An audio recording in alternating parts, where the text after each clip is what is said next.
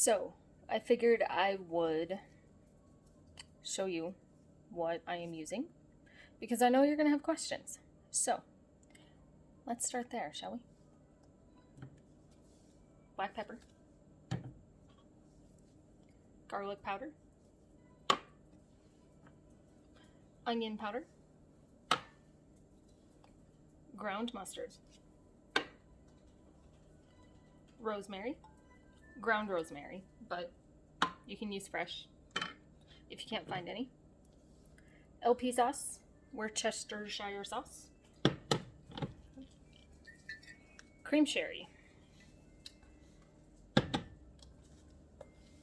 beef bouillon. It's from Knorr. It's super cheap. You can find it anywhere. And this is pretty much what I use. Or, I don't know if you will be able to find it. I'm sure you can, but Better Than Bouillon is also very good. It's less salty and more beefy flavored. But I didn't want to do anything that I figured you wouldn't be able to get a hold of.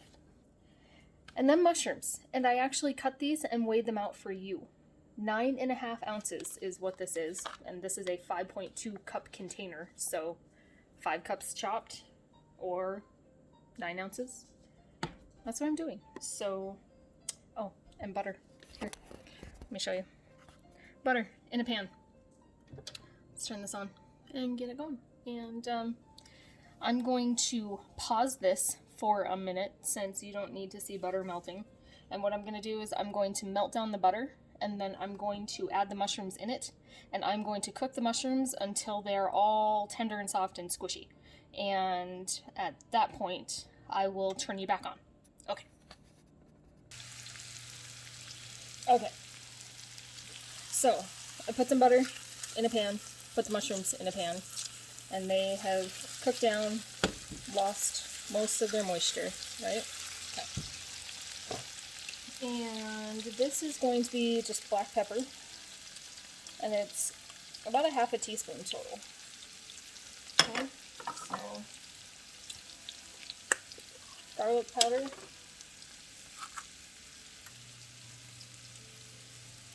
about a half a teaspoon, maybe a little bit more. And keep it handy because I have noticed after it cooks for a little bit, sometimes I need more. But this will give you a good baseline. So, half a teaspoon of each onion powder, garlic powder, just the ground mustard. This I'm going to do half first, because it is very potent. It smells okay. So, a quarter teaspoon of ground mustard. I'll probably end up adding more after I add all the sauces and stuff. The rosemary is very strong, so I'm gonna do half of that too, so a quarter teaspoon, and probably won't need any more than that, but wait and see what happens here. Okay, cream sherry. Let's do this. Give this a stir here really quick.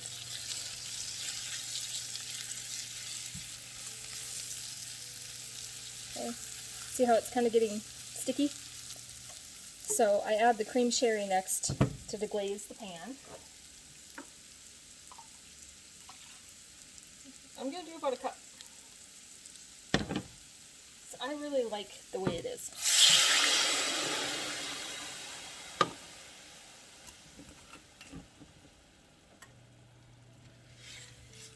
Okay.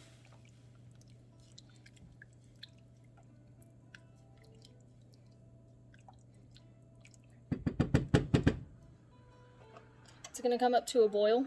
I'm going to put the lid back on it so that it can come up to a boil and simmer off some of the alcohol taste. So it'll probably be about a minute or two. So I'm going to pause so that you don't have to stand here and watch me do this. Okay. It is now simmering. It took about 2 minutes. And so I can smell kind of some of the alcohol popping up already. It's going to need just another second or two to evaporate into the air. So, alright. Actually, let's do this first.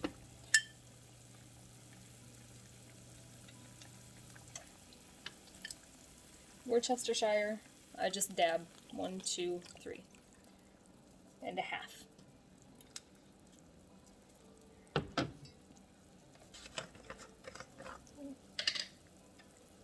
Now this is teaspoons.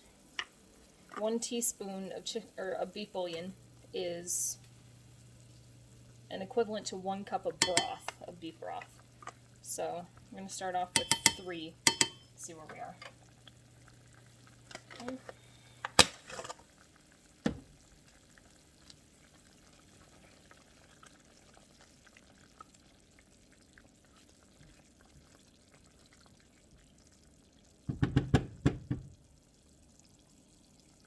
Oh. Beefy. Okay. I have 1 cup of water. I'm going to add a half a cup and see how it is, and then add the other if I need it.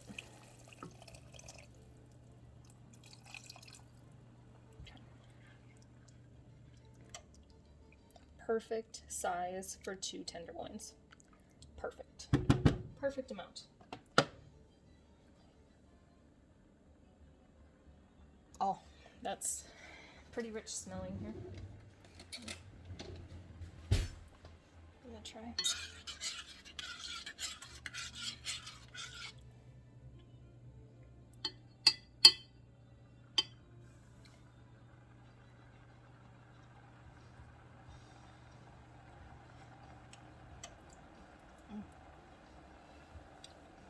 It's a little sweet from that much sherry, but salt is awesome. Everything's on point. Add a little bit more water here, and I'm trying to think if there's something else that's needed. I'm gonna go in and add a little bit more of all of these things here. This guy's clean. About another half a teaspoon. So yeah, about a full teaspoon of everything, which makes it good and gritty, which, you know, Mike absolutely loves. There's something he loves more than frickin' celery and onions. It's to have grit in his food, but whatever. He can shut up about it. Okay.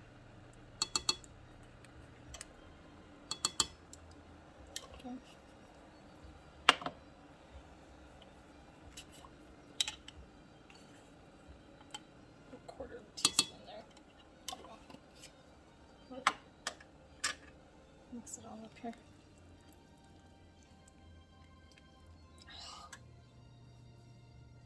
And of course I spilled on myself because it's a new shirt and I'm not allowed to have nice things.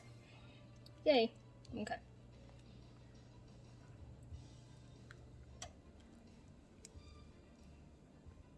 I'm going to pause once more. Here's the deal. It is still pretty sweet from the sherry. So I'm going to have to add more bouillon because there's no way Mike will eat it that way. So I'm going to do 3 more here. And I'll do 1 more cup of water.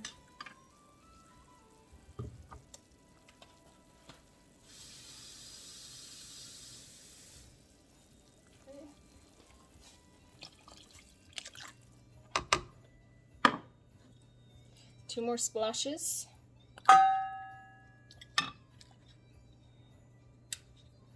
That should maybe help it.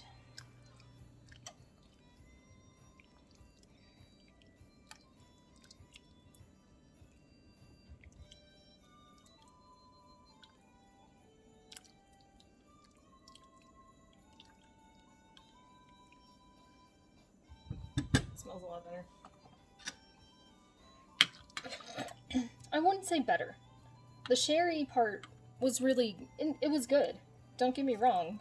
It was just a little sweet. And I know what Mike is expecting, and he would freak out.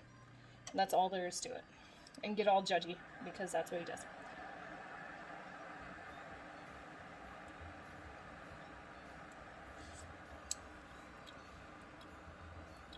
A little salty, but that was pretty much on point. So, I forgot to mention, I'm so short. Alright. Cornstarch. You can make a slurry if you want it to be a little thick. So, I'm going to turn that off for a second. Oh good. This isn't open yet. It's going to be the longest video of your life. And I'm sorry, dude.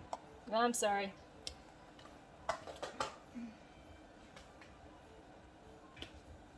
I'm not allowed to have anything nice today.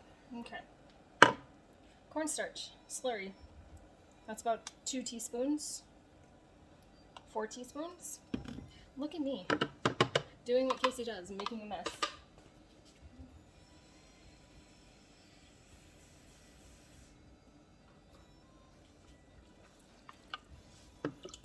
With a half a cup of water mixed in.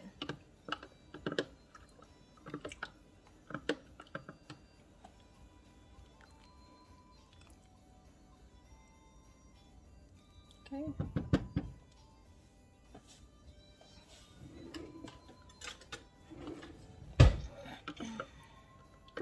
This isn't going to go well, but it's okay.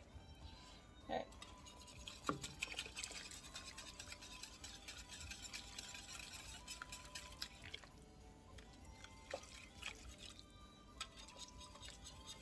Okay.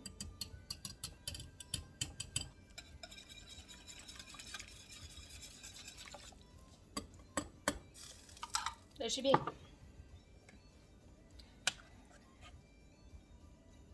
Makes it kind of silky, but not a complete gravy either.